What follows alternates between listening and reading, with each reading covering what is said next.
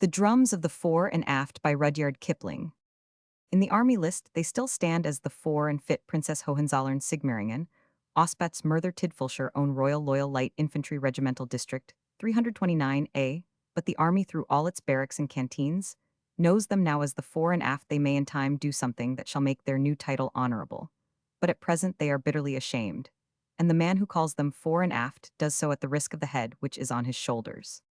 Two words breathed into the stables of a certain cavalry regiment will bring the men out into the streets with belts and mops and bad language, but a whisper of fore and aft will bring out this regiment with rifles. Their one excuse is that they came again and did their best to finish the job in style, but for a time all their world knows that they were openly beaten, whipped, dumbcowed, shaking. And afraid 26, the men know it, their officers know it, the horse guards know it.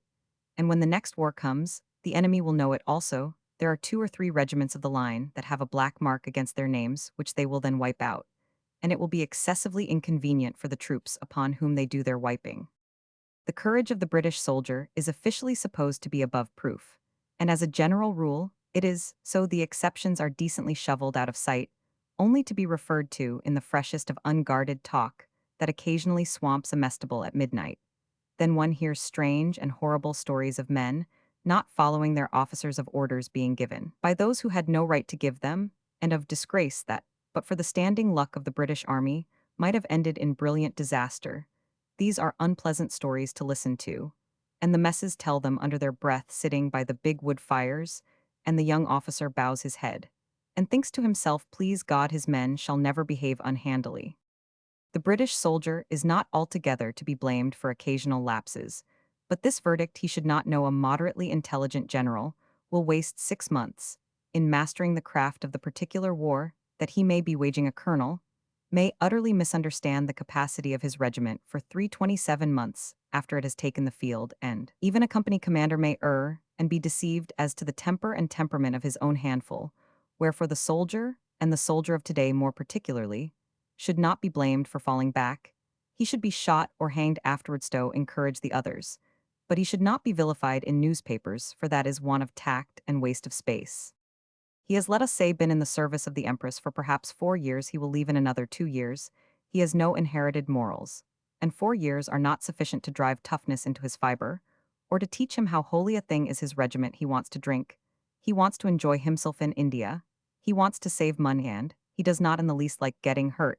He has received just sufficient education to make him understand half the purport of the orders he receives and to speculate on the nature of clean incised and shattering wounds. Thus, if he is told to deploy under fire preparatory to an attack, he knows that he runs a very great risk of being killed. While he is deploying and suspects that he is being thrown away to gain 10 minutes' time, he may either deploy with desperate swiftness, or he may shuffle or bunch or break according to the discipline under which he has lain for 4 years. But on the other hand, if he sees only men of his own term of service turning white and playing with their triggers, and saying what the hell's up now, while the company commanders are sweating into their sword hilts, and shouting front rank fix bayonets, steady their steady sight for 300 no for 5 lie down all. Steady front rank kneel, and so forth he becomes unhappy, and grows acutely miserable, when he hears a comrade turn over with the rattle of fire irons falling into the fender, and the grunt of a poleaxed 29 ox. If he can be moved about a little, and allowed to watch the effect of his own fire on the enemy, he feels merrier, and may be then worked up to the blind passion of fighting, which is contrary to general belief, controlled by a chilly devil, and shakes men like ague, if he is not moved about and begins to feel cold at the pit of the stomach. And in that crisis is badly mauled and hears orders that were never given. He will break, and he will break badly, and of all things under the light of the sun, there is nothing more terrible than a broken British regiment when the worst comes to the worst, and the panic is really epidemic. The men must be e'en let go, and the company commanders had better escape to the enemy, and stay there for safety's sake if they can be made to come again. They are not pleasant men to meet because they will not break twice. About 30 years from this date, when we have succeeded in half-educating everything that wears trousers, our army will be a beautifully unreliable machine. It will know too much, and it will do too little later still. When all men are at the mental level of the officer of today, it will sweep the earth. Speaking roughly, you must employ either blackguards or gentlemen, or best of all blackguards, commanded by gentlemen, to do butcher's work with efficiency. and dispatch the ideal soldier, should of 30 course think for himself. Pocketbook says so unfortunately to attain this virtue, he has to pass through the phase of thinking of himself, and that is misdirected genius a blackguard may be slow to think for himself, but he is genuinely anxious to kill, and a little punishment teaches him how to guard his own skin and perforate another's. A powerfully prayerful Highland regiment, officered by rank Presbyterians, is perhaps 1 degree more terrible in action than a hard-bitten thousand of irresponsible Irish ruffians, led by most improper young unbelievers. But these things prove the rule, which is that the midway men are not to be trusted alone. They have ideas about the value of life, and an upbringing that has not taught them to go on and take the chances. They are carefully unprovided with the backing of comrades who have been shot over, and until that backing is reintroduced, as a great many regimental commanders intend, it shall be they are more liable to disgrace themselves than the size of the empire, or the dignity of the army, allows. Their officers are as good can be because their training begins early, and God has arranged that a clean-run youth of the British middle classes shall in the matter of backbone, brains, and bowels surpass all other youths. For this reason a child of 18 will stand up doing nothing with a tin sword in his hand and joy in his heart, until he 31 is dropped. If he dies like a gentleman. If he lives, he writes home that he has been potted, sniped, chipped, or cut over, and sits down to besiege government for a wound gratuity, until the next little war breaks out, when he perjures himself before a medical board, blarneys his colonel, burns incense round his adjutant, and is allowed to go to the front once more. Which homily brings me directly to a brace of the most finished little fiends that ever banged drum or tootled fife in the band of a British regiment. They ended their sinful career by open and flagrant mutiny, and were shot for it. Their names were Jackin and Lou Piggy Lewand. They were bold, bad drummer boys, both of them frequently birched by the drum major of the Fore and Aft. Jackin was a stunted child of 14, and Lou was about the same age. When not looked after, they smoked and drank. They swore habitually, after the manner of the barrack room, which is cold swearing, and comes from between clenched teeth, and they fought religiously once a week. Jackin had sprung from some London gutter, and may or may not have passed through Dr. Barnardo's hands ere he arrived at the dignity of drummer boy. Lou could remember nothing except the regiment, and the delight of listening to 32 the band from his earliest years. He hid somewhere in his grimy little soul a genuine love for music, and was most mistakenly furnished with the head of a cherub, insomuch that beautiful ladies who watched the regiment in church were wont to speak of him as a darling. They never heard his vitriolic comments on their manners and morals as he walked back to barracks with the band, and matured fresh causes of offense against Jackin. The other drummer boys hated both lads on account of their illogical conduct. Jackin might be pounding Lou, or Lou might be rubbing Jackin's head in the dirt, but any attempt at aggression on the part of an outsider was met by the combined forces of Lou and Jackin, and the consequences were painful. The boys were the Ishmaels of the corps, but wealthy Ishmaels, for they sold battles in alternate weeks for the sport of the barracks when they were not pitted against other boys, and thus amassed money. On this particular day, there was dissension in the camp. They had just been convicted afresh of smoking, which is bad for little boys who use plug tobacco, and Lou's contention was that Jackin had stunk so 'orrid bad from keepin' the pipe in pocket that he and he alone was responsible for the birching they were both tingling under. "You're a bloomin' liar," said Lou without heat. "You're a bloomin' little bastard," said Jackin, strong in the knowledge that his own ancestry was unknown. Now there is one word in the extended vocabulary of barrackroom abuse that cannot pass without comment.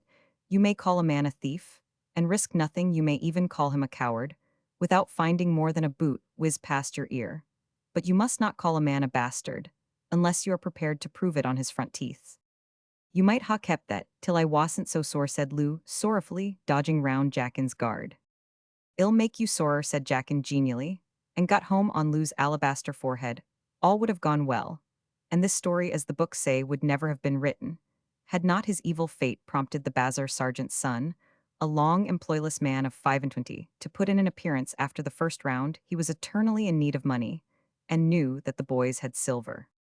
"Fighting again," said he. "I'll report you to my father, and hell report you to the color sergeant." "What's that to you?" said Jackin, with an unpleasant dilation of the nostrils.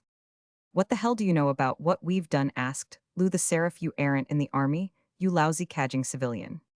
He closed in on the man's left flank.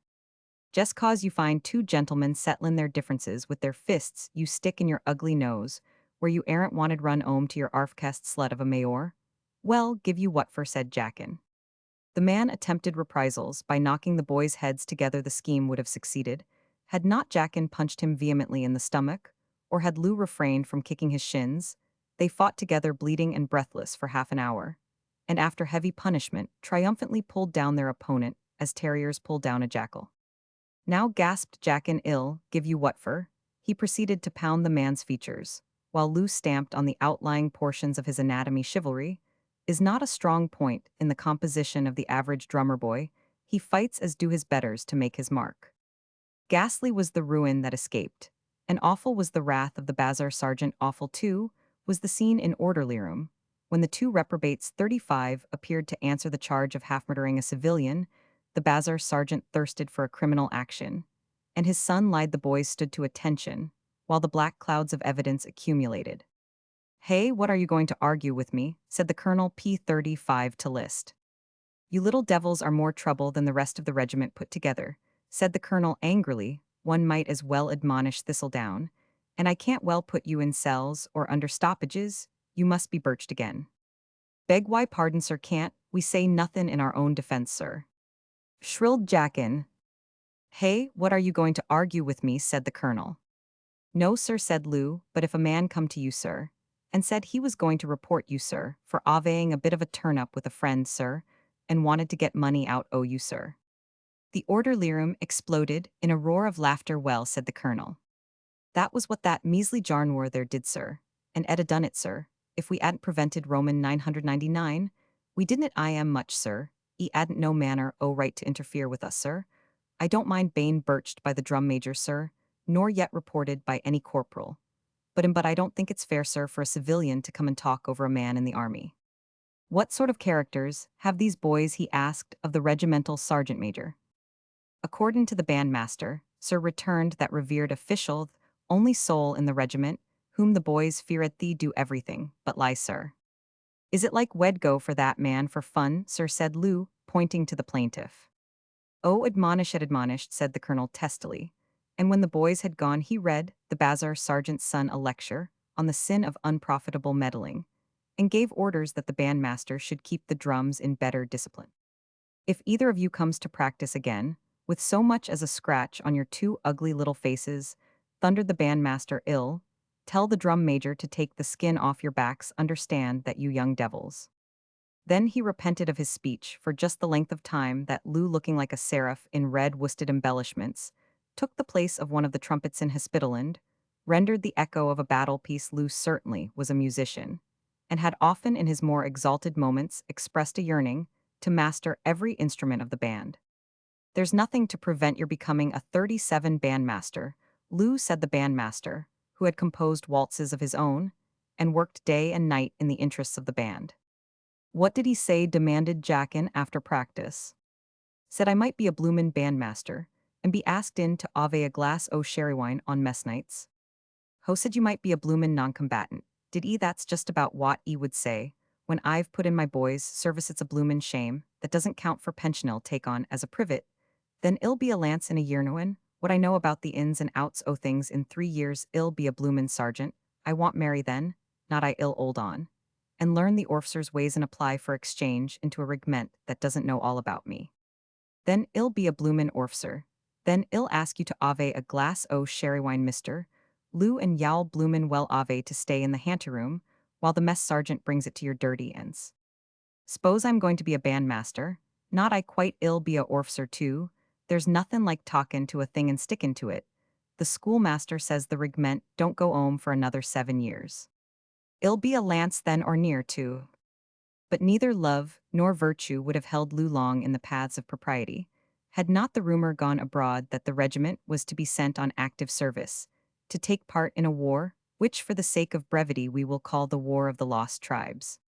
The barracks had the rumor almost before the messroom, and of all the 900 men in barracks, not 10 had seen a shot fired in anger. The colonel had 20 years ago assisted at a frontier expedition. One of the majors had seen service at the Cape.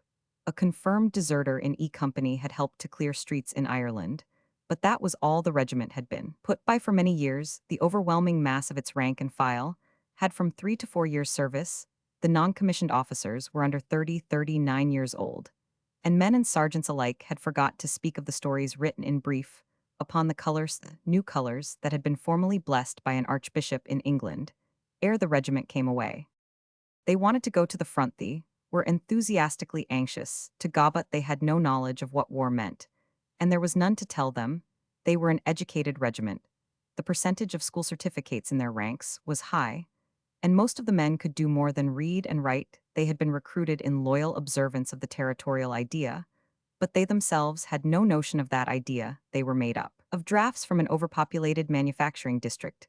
The system had put flesh and muscle upon their small bones, but it could not put heart into the sons of those who for generations had done overmuch work for overscanty pay, had sweated in dring rooms, stooped over looms, coughed among white-lead, and shivered on lime barges. The men had found food and rest in the army, and now they were going to fight niggers people who ran away. If you shook a stick at them, wherefore they cheered lustily when the rumor ran, and the shrewd, clerkly non-commissioned officers speculated on the chances of bata, and of saving their pay at headquarters. Men, said the 440 and fit, have never been under fire within the last generation. Let us therefore break them in easily by setting them to guard lines of communication.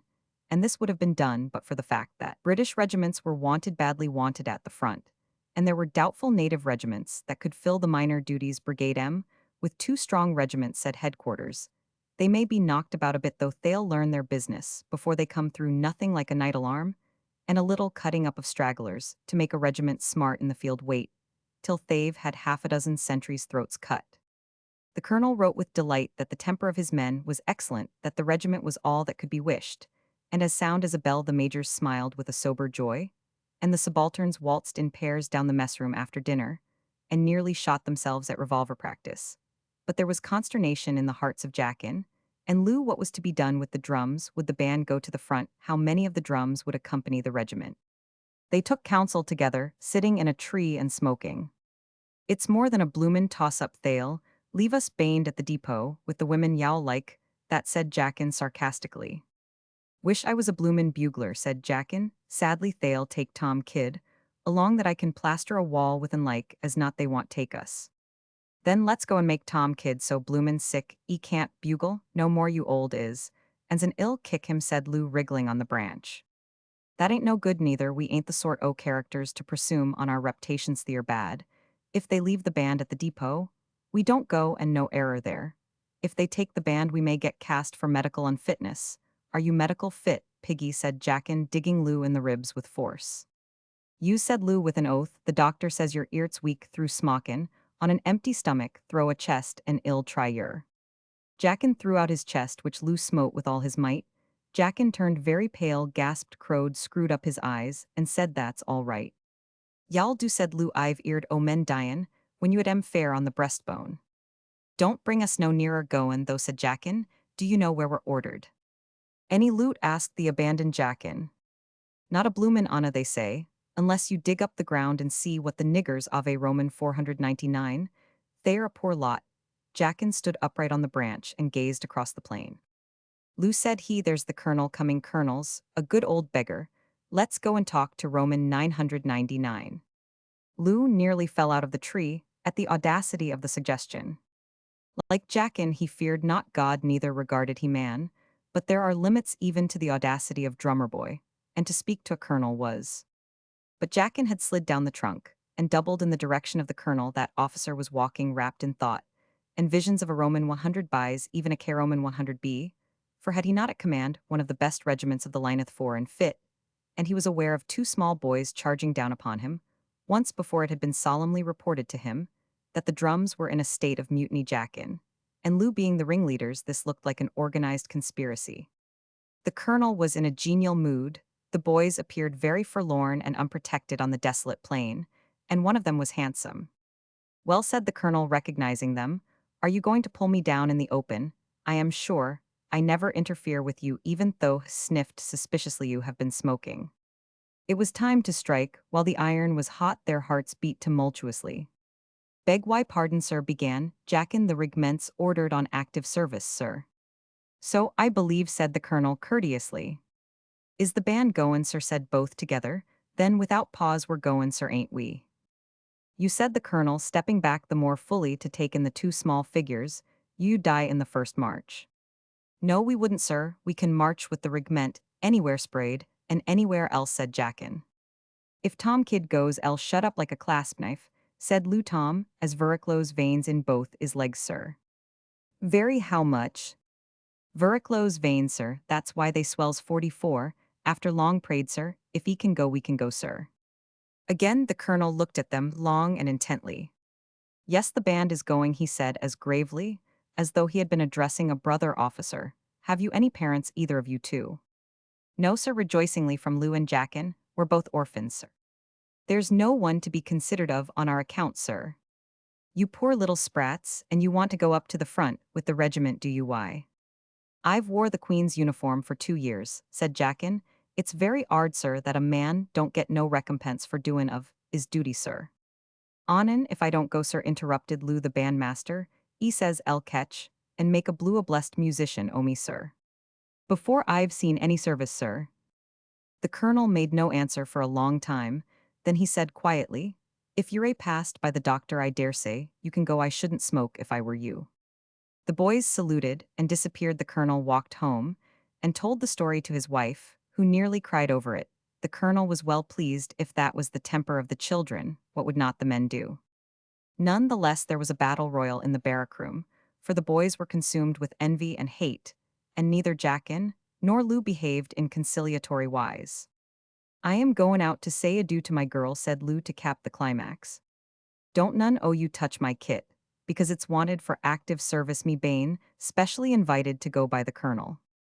He strolled forth and whistled in the clump of trees at the back of the married quarters, till Chris came to him, and the preliminary kisses being given and taken, Lou began to explain the situation. I am goin' to the front with the regiment, he said valiantly. Piggy, you're a little liar, said Chris, but her heart misgave her, for Lou was not in the habit of lying. If you'd ony a stayed at the depot where, you ought to ha been, you could get as many of 'em as you damn please, whimpered Chris, putting up her mouth. It's 'ard, Chris, I grant you it's 'ard, but what's a man to do if id a stayed at the depot? You wouldn't think anything of me. Like as not, but id ave you with me, Piggy, and all the thinkin' in the world isn't like kissin'. And all the kissin' in the world isn't like 'avin' a medal to wear on the front o' your coat. You want get no medal. Oh, yous I shall, though me and Jackin are the only acting drummers that'll be took along. All the rest is full men, and well get our medals with them. They might ha taken anybody, but you, Piggy, y'all get killedier, so venturesome stay with me, Piggy darlin', down at the depot, and ill love you true forever. Ain't you goin' to do that now, Chris? You said you was. O' course I am, but others more comfortable. 47 wait, till you've growed a bit, Piggy, you aren't no taller than me now. Chris slid an arm round his neck. P47 to list. I've been in the army for 2 years and I am not going to get out of a chance to see in service, and don't you try to make me do so. I'll come back, Chris, and when I take on as a man, I'll marry you when I'm a lance. Promise, Piggy. Lou reflected on the future as arranged by Jackin a short time previously, but Chris' mouth was very near to his own. I promise, s'elp me God, said he. Chris slid an arm round his neck. I want old you back no more, Piggy. Go away and get your medal, and I'll make you a new button bag, as nice as I know how, she whispered. Put some o' your air into it, Chris, and I'll keep it in my pocket so long's I'm alive. Then Chris wept anew, and the interview ended. Public feeling among the drummer boys rose to fever pitch, and the lives of Jackin and Lou became unenviable. Not only had they been permitted to enlist 2 years before the regulation boys, age of 14, but by virtue, it seemed, of their extreme youth, they were allowed to go to the front, which thing had not happened to acting drummers within the knowledge of Boy. The band which was to accompany the regiment had been cut down to the 48 regulation. 20 men, the surplus returning to the ranks. Jackin and Lou were attached to the band as supernumeraries, though they would much have preferred being company buglers. Don't matter much, said Jackin, after the medical inspection, be thankful that we're load to go at all. The doctor said that if we could stand what we took from the bazaar, sergeant's son wed stand pretty nigh anything. Which we will, said Lou, looking tenderly at the ragged and ill-made housewife that Chris had given him, with a lock of her hair worked into a sprawling L upon the cover. It was the best I could, she sobbed. I wouldn't let mother nor the sergeant's tailor elp me keep it always piggy and remember I love you true. They marched to the railway station, 960 strong, and every soul in cantonments turned out to see them. Go the drummers gnashed their teeth at Jackin, and Lou marching with the band the married women wept upon the platform, and the regiment cheered its noble self black in the face. A nice level lot, said the colonel to the second in command, as they watched the first four companies in training. Fit to do anything, said the second in command, enthusiastically. But it seems to me they're a 49 thought too young, and tender for the work in hand, it's bitter cold up at the front now. They're a sound enough, said the colonel, we must take our chance of sick casualties. So they went northward, ever northward, past droves and droves of camels, armies of camp followers, and legions of laden mules, the throng thickening day by day, till with a shriek the train pulled up at a hopelessly congested junction, where 6 lines of temporary track accommodated 6 40-wagon trains, where whistles blew, babus sweated, and commissariat officers swore from dawn till far into the night amid the wind-driven chaff of the fodder bales and the lowing of 1,000 steers.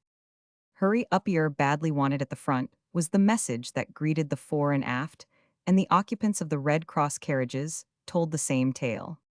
"'Tisn't so much the bloomin' fightin'," gasped a head-bound trooper of hussars, to a knot of admiring fore and afts. "'Tisn't so much the bloomin' fightin', though there's enough that it's the bloomin' food and the bloomin' climate, frost all night sept when it hails and biling sun all day. And the water stinks fit to knock you down. I got my eed chipped like a egg. I've got pneumonia too, and my guts is all out order. Tain't no bloomin' picnic in those parts, I can tell you. There's some prisoners in that train yonder, go and look at 'em. They're the aristocracy o' the country, the common folk are a dashed sight uglier. If you want to know what they fight with, reach under my seat and pull out the long knife that's there." They dragged out and beheld, for the first time, the grim bone-handled triangular Afghan knife. It was almost as long as Lou. "That's the thing to jint ye," said the trooper feebly. "It can take off a man's arm at the shoulder as easy as slicing butter. I have the beggar that used that but there's more of his likes up above. They don't understand thrustin', but they're a devils to slice." The men strolled across the tracks to inspect the Afghan prisoners. They were unlike any niggers that the fore and aft had ever met, these huge, black-haired, scowling sons of the Bani Israel. As the men stared, the Afghans spat freely and muttered one to another with lowered eyes. "My eyes, what awful swine," said Jackin, who was in the rear of the procession. "Say, old man, how you got puckroed a kiswesti? You wasn't hanged for your ugly face, hey?" The tallest of the company turned his legerns, clanking at the movement, and stared at the boy 51C. He cried to his fellows in Pushto, "They send children against us. What a people and what fools." The men strolled across the tracks to inspect the Afghan prisoners' P-50 to list. "Hiya," said Jackin, nodding his head cheerily. "You go down country. Kana get pinakapani get live like a bloomin' Raja ki marfik. That's a better bandabust than bainit get it in your innards. Goodbye, ol' man, take care o' your beautiful figureed, and try to look cushy."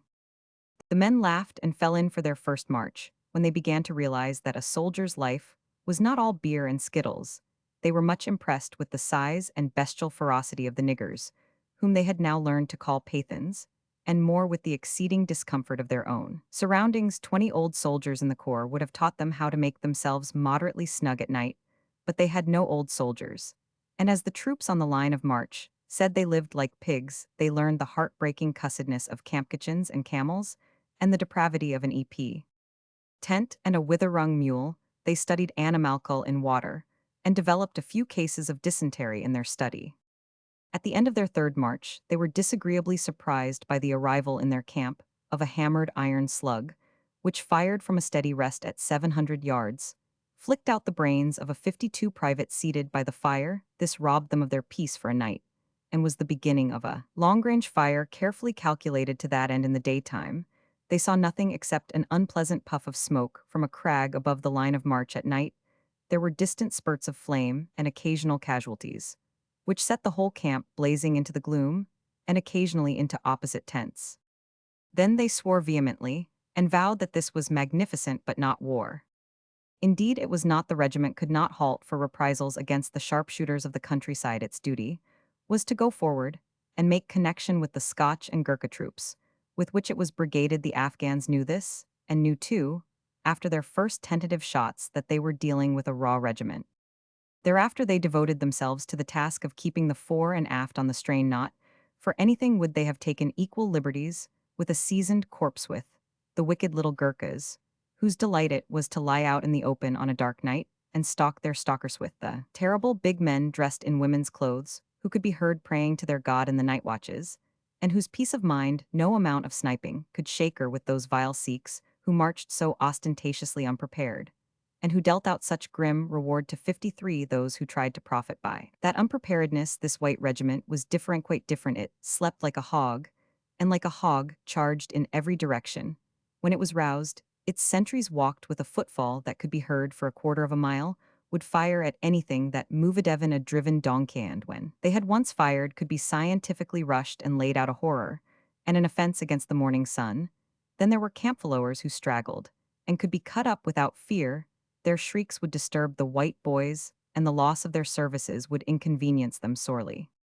Thus at every march the hidden enemy became bolder, and the regiment writhed and twisted under attacks it could not avenge. The crowning triumph was a sudden night rush ending in the cutting of many tent ropes, the collapse of the sodden canvas, and a glorious knifing of the men who struggled and kicked. Below it was a great deed neatly carried out, and it shook the already shaken nerves of the fore and aft. All the courage that they had been required to exercise up to this point was the 2 o'clock in the morning courage, and so far they had only succeeded in shooting their comrades and losing their sleep. Sullen, discontented, cold, savage, sick, with their uniforms dulled and unclean, the fore and aft joined their brigade. "This is bad," said he to himself, "they're as rotten as sheep." And aloud to the colonel, "I'm afraid we can't spare you just yet. We want all we have, else I should have given you 10 days to recover in." The colonel winced. "On my honor, sir," he returned, "there is not the least necessity to think of sparing us. My men have been rather mauled and upset without a fair return. They only want to go in somewhere where they can see what's before them." "Can't say I think much of the fore and fit," said the brigadier in confidence to his brigade major. "They've lost all their soldiering, and by the trim of them, might have marched through the country from the other side, a more fagged out set of men I never put eyes on. Oh, they'll improve as the work goes on. The parade gloss has been rubbed off a little, but they'll put on field polish before long," said the brigade major. "They've been mauled, and they don't quite understand it. They did not. All the hitting was on one side, and it was cruelly hard hitting with accessories that made them sick. There was also the real 55 sickness that laid hold of a strong man and dragged him howling to the grave. Worst of all, their officers knew just as little of the country as the men themselves, and looked as if they Roman 999, the fore and aft, were in a thoroughly unsatisfactory condition, but they believed that all would be well if they could once get a fair goin' at the enemy.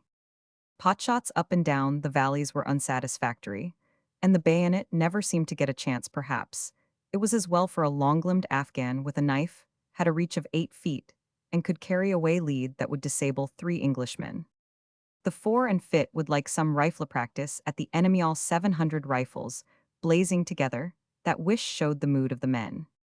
The Gurkhas walked into their camp, and in broken barrack-room English strove to fraternize with them, offered them pipes of tobacco, and stood them treat at the canteen.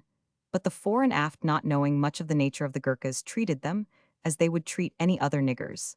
And the little men in green trotted back to their firm friends the Highlanders, and with many grins confided to them that damn white regiment, no damn use sulkyug dirtyug, hia any tot for Johnny, whereat the 56 Highlanders smote the Gurkhas as to the head, and told them not to vilify a British regiment, and the Gurkhas grinned cavernously, for the Highlanders were their elder brothers, and entitled to the privileges of kinship. The common soldier who touches a Gurkha is more than likely to have his head sliced open.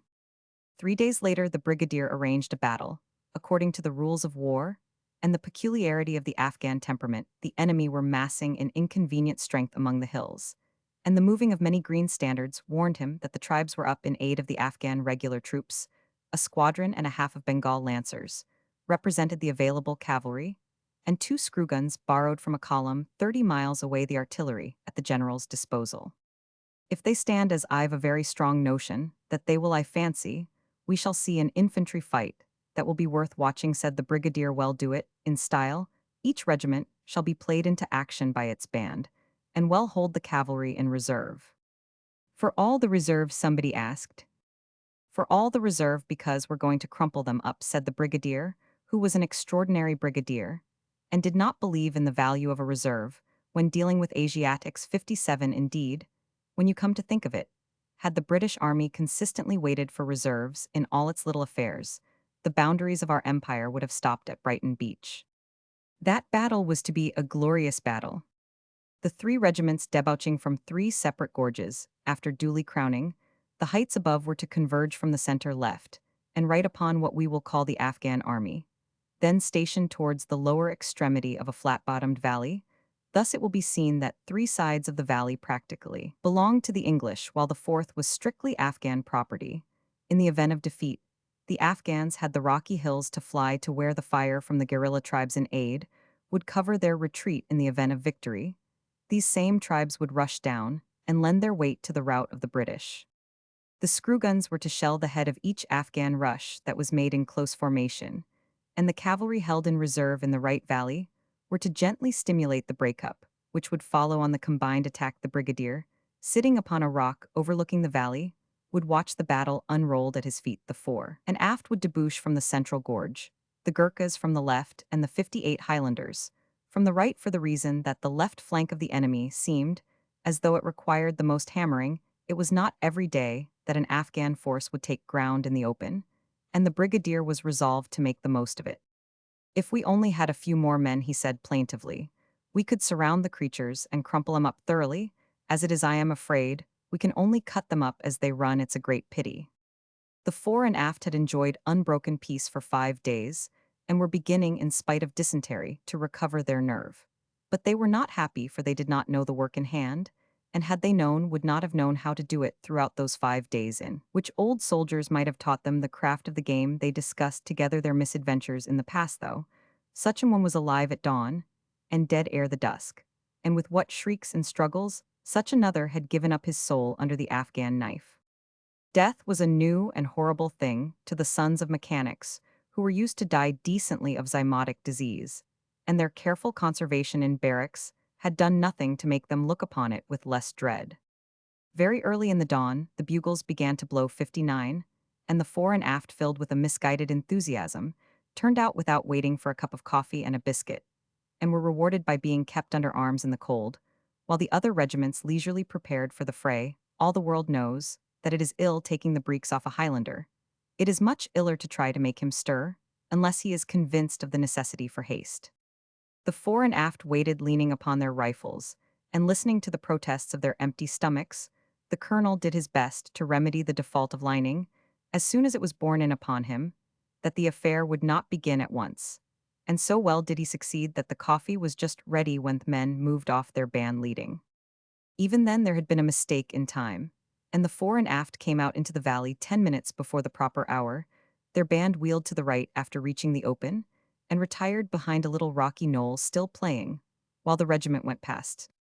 It was not a pleasant sight that opened on the uninstructed view, for the lower end of the valley appeared to be filled by an army in position, real and actual regiments, attired in red coats, and of this there was no doubt firing Martini Henry bullets, which cut up the ground 100 yards in 60 front of the leading company.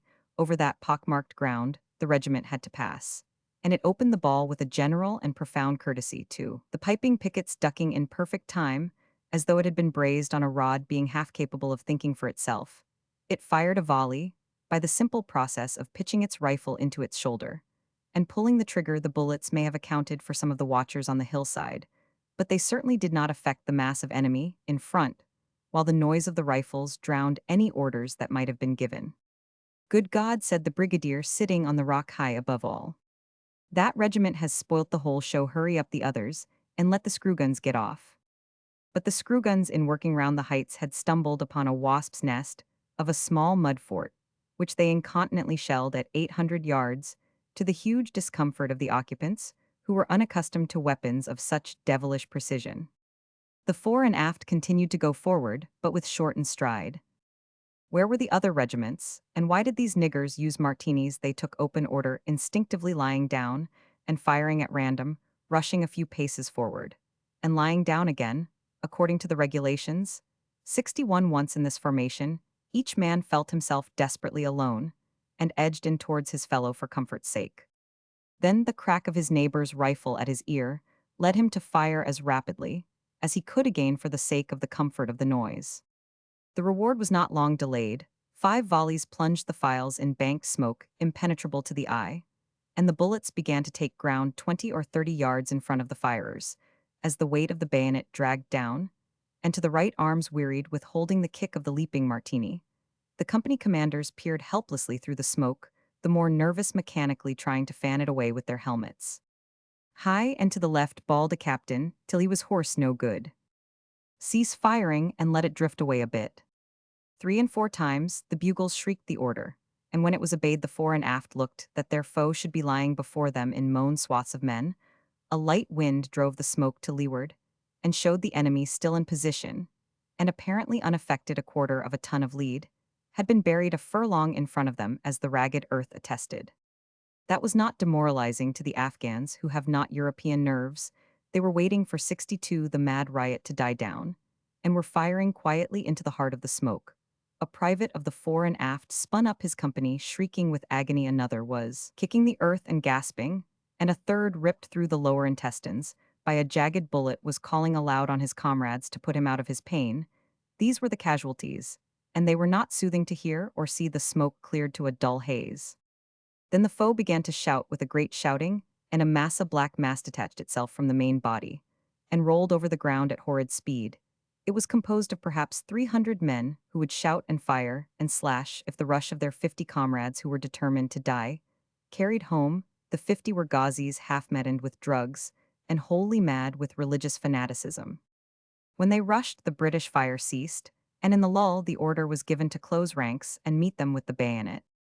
Anyone who knew the business could have told the fore and aft that the only way of dealing with a Ghazi rush is by volleys at long ranges, because a man who means to die, who desires to die, who will gain heaven by dying, must in 9 cases out of 10 kill a man who has a lingering prejudice in favor of life.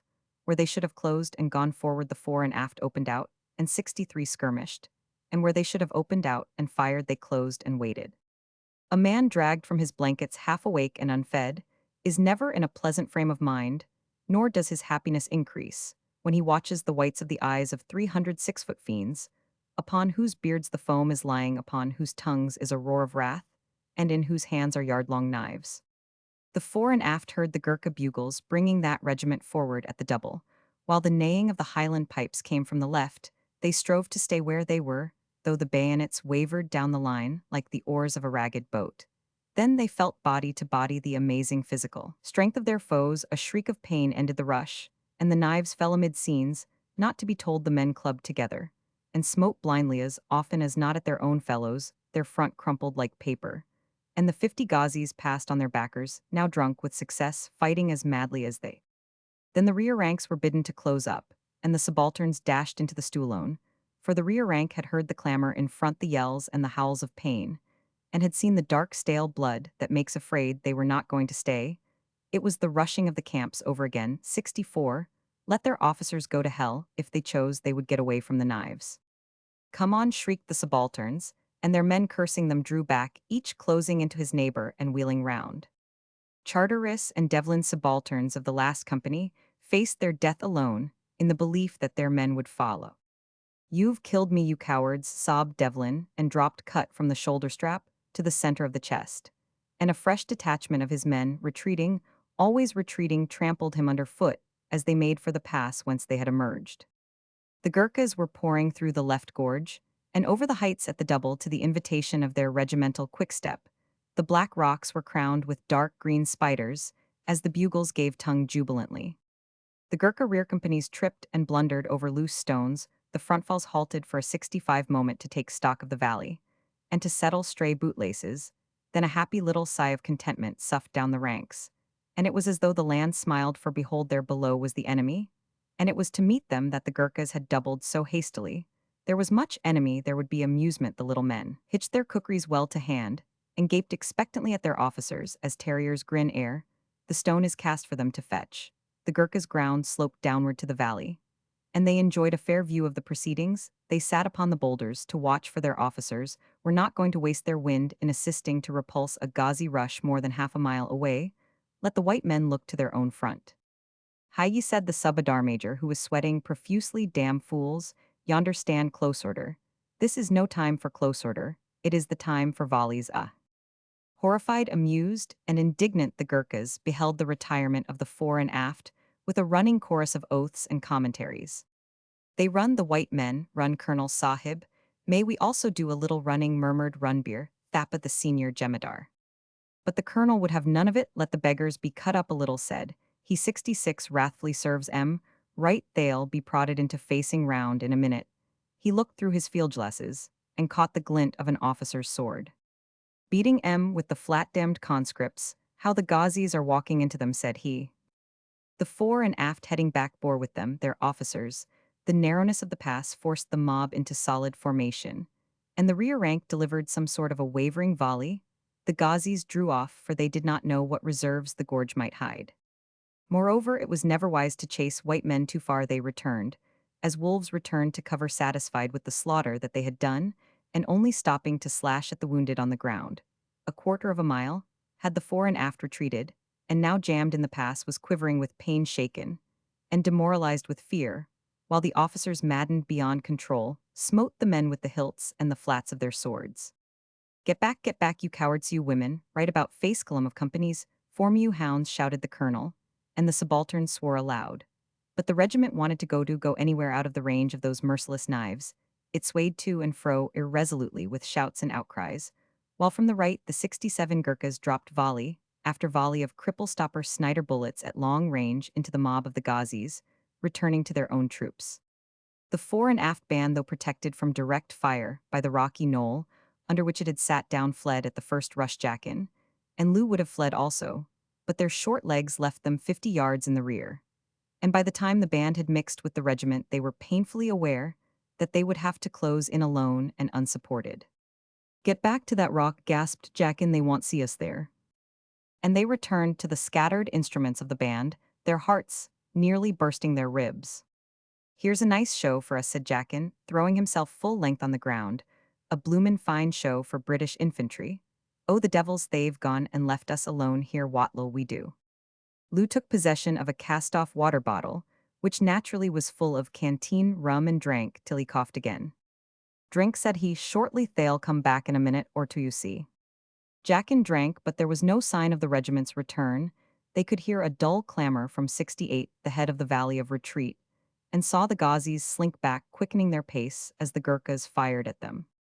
We're all that's left of the band, and well be cut up as sure as death, said Jackin.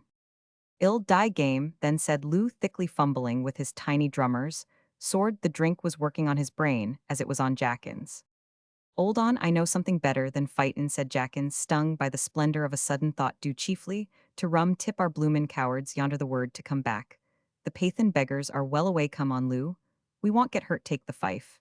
And give me the drum, the old step, for all your bloomin' guts are worth. There's a few of our men coming back. Now stand up, ye drunken little defaulter.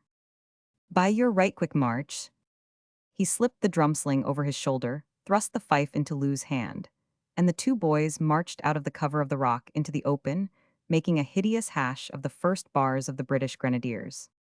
As Jackin had said, a few of the fore and aft were coming back sullenly and shamefacedly under the stimulus of blows, and abused. Their red coats shone at the head of the valley, and behind them were wavering bayonets. But between this 69 shattered line and the enemy, who, with Afghan suspicion, feared that the hasty retreat meant an ambush, and had not moved, therefore lay half a mile of level ground dotted only by the wounded. The tune settled into full swing, and the boys kept shoulder to shoulder. P69 to list. The tune settled into full swing, and the boys kept shoulder to shoulder. Jackin banging the drum, as one possessed. The one fife made a thin and pitiful squeaking, but the tune carried far even to the Gurkhas. Come on, you dogs, muttered Jackin to himself. Are we to play for Hever? Lou was staring straight in front of him, and marching more stiffly than ever he had done on parade. And in bitter mockery of the distant mob, the old tune of the old line shrilled and rattled. There was a far-off clapping of hands from the Gurkhas, and a roar from the Highlanders in the distance, but never a shot was fired by British or Afghan. The two little red dots moved forward in the open parallel to the enemy's front. Jackin halted and beat the long roll of the assembly, while the fife squealed despairingly.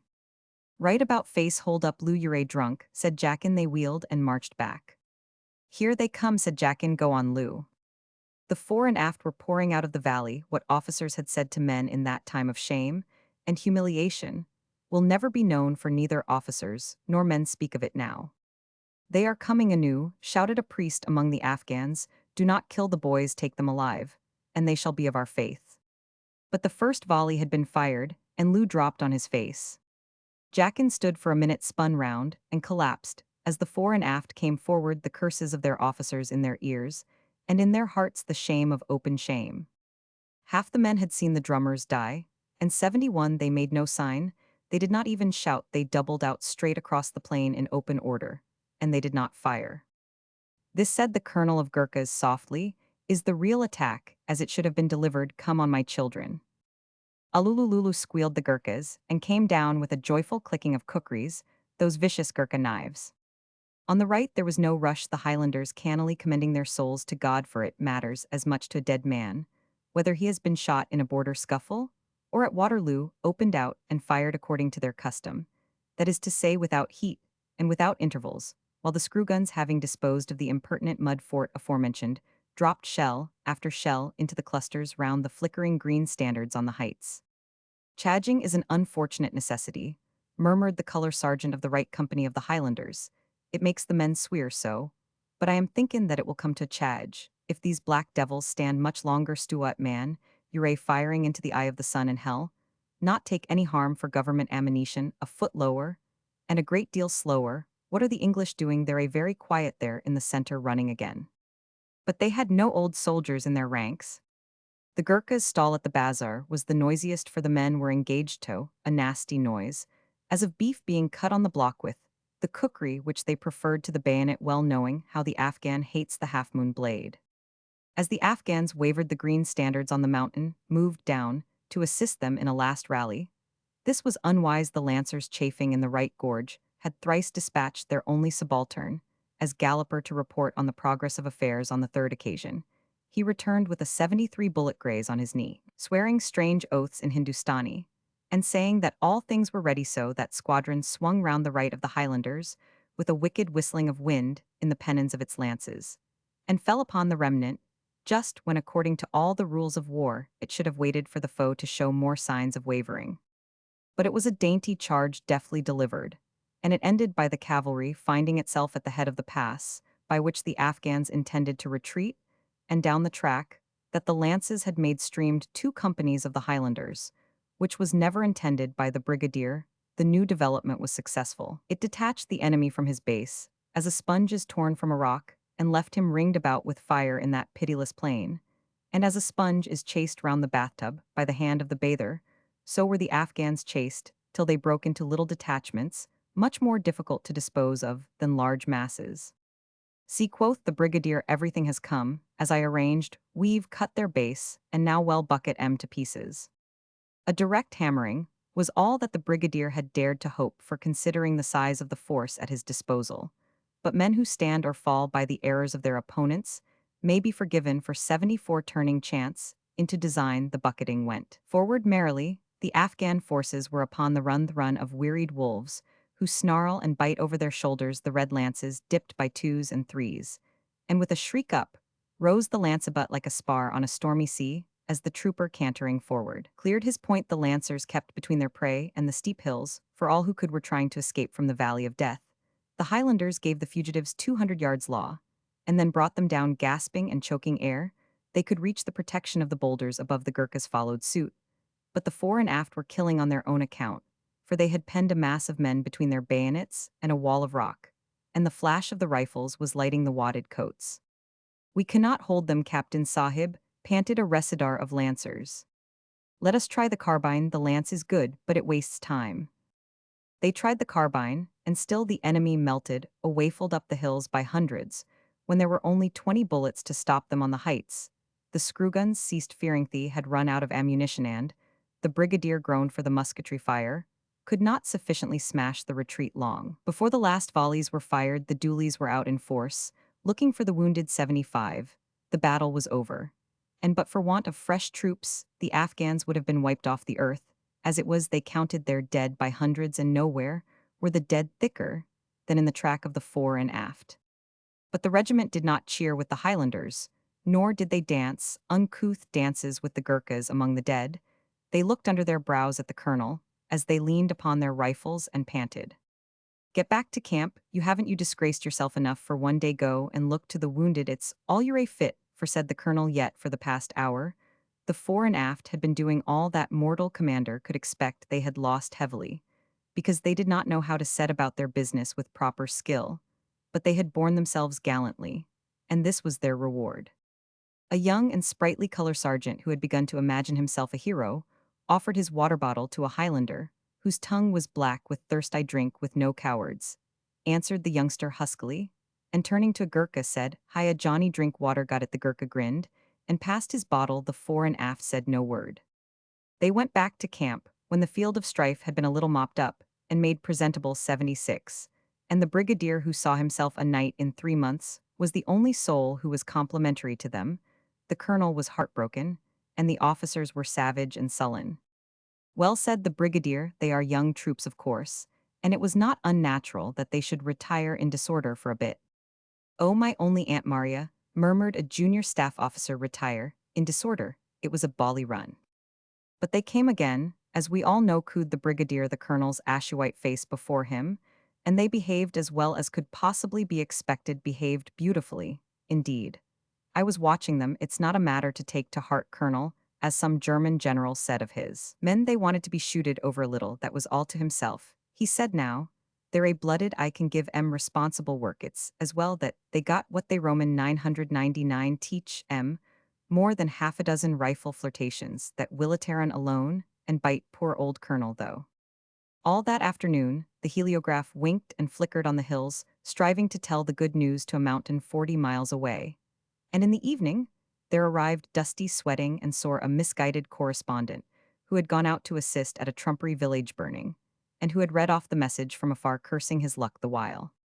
But some say, and among these, be the Gurkhas who watched on the hillside that battle was won by Jackin, and Lou, whose little bodies were borne up just in time to fit 2 gaps at the head of the big ditch grave for the dead under the heights of Jagai.